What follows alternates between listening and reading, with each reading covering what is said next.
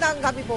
Nagsimula na ngayong araw ang paghahain ng Certificate of Candidacy para sa election 2013. Tumagsa at nag-ingay sa COMELEC sa Maynila ang mga taga-suporta ng ilang kandidato sa pagkasenador.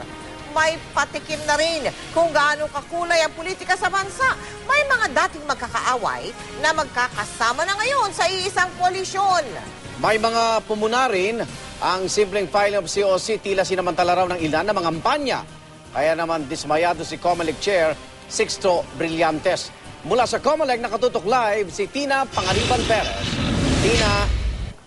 Arnold, Mel Malapiesta rito sa COMELEC sa unang araw ng paghahain ng Certificate of Candidacy ng mga tatakbo sa Senado sa eleksyon 2013. Maaga pa lang ito na ang sitwasyon sa labas ng tanggapan ng COMELEC. Ang ilang kandidato, full force sa mga taga-suporta. Sa gitna tuloy ng unang araw ng filing ng Certificate of Candidacy, lumabas ng opisina si COMELEC Chairman Sixto Brillantes dahil sa ingay. Parang nagiging circus naman itong filing. This is a very dignified process. Hindi naman dapat sinasamantala para magkampanya. Si Senador Coco Pimentel ang unang naghain ng COC ngayong araw. Walang kasamang sangkaterbang taga-suporta, tanging ang kanyang nanay at kapatid na babae ang kasama niya. Hindi rin niya kasama ang misis na si Jewel May Lobaton. Hayag naman sa lahat at nakasaad din sa kanyang COC na hiwalay na silang mag-asawa. Tumatakbo si Pimentel sa ilalim ng PDP laban at guest candidate din ng Liberal Party. Di naman daw political strategy ang kanyang paghahain ng maaga. Nagkataon lang daw na marami siyang appointments. Alauna naman ang hapon, sabay-sabay na nagdatingan ng mga kandidato ng United Nationalist Alliance o UNA. Kasama sina Vice President Jejomar Binay, dating Pangulong Joseph Estrada at Senate President Juan Ponce Enrile.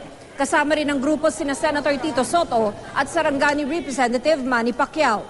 3:50 naman ang hapon, naghain ng kanyang COC si Senator Loren Legarda. Pinafungsoy raw niya ang oras na ito. Sa birth date, yun daw ang lucky. Nothing to lose, no harm, okay lang. That was done in all transparency with the Vice President and former President Estrada as well. So, alam nila yon. When the President also invited me, alam din niya na meron akong guest candidate na ako sa una. So both parties know that we have been invited by both sides. Iba ang COC na ginagamit ngayon. Kung tatakbo sa ilalim ng isang partido, kailangan nakakabit sa COC ang Certificate of Nomination and Acceptance. Nakasaad din sa COC na nangangako ang kandidatong isusumite sa COMELEC ang kanyang Statement of Contributions and Expenditures sa loob ng 30 araw matapos ang botohan. Ayon kay COMELEC spokesman James Jimenez, matagumpay naman daw ang unang araw ng filing ng COC ng mga kakandidato sa eleksyon 2013.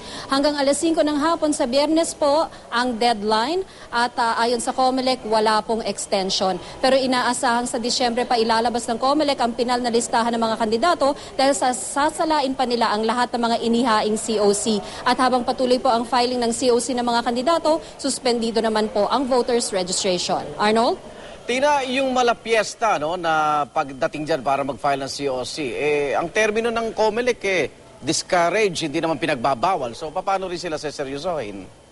Wala rin kasi daw pinagbabawal sa batas na bawal yung mga banda, bawal magbitbit ng mga taga-suporta. So ang nagagawa lang kasi ngayon ng COMELEC, Arnold, ay pakiusapan yung mismong kandidato na kung pwede, wag na kayong magbitbit ng maraming mga taga-suporta dito sa COMELEC. Hanggang doon lang pwede ang maging panawagan itong Commission on Elections, Arnold, dahil nga walang pagbabawal sa batas. Maraming salamat, Tina Pangaliban Perez.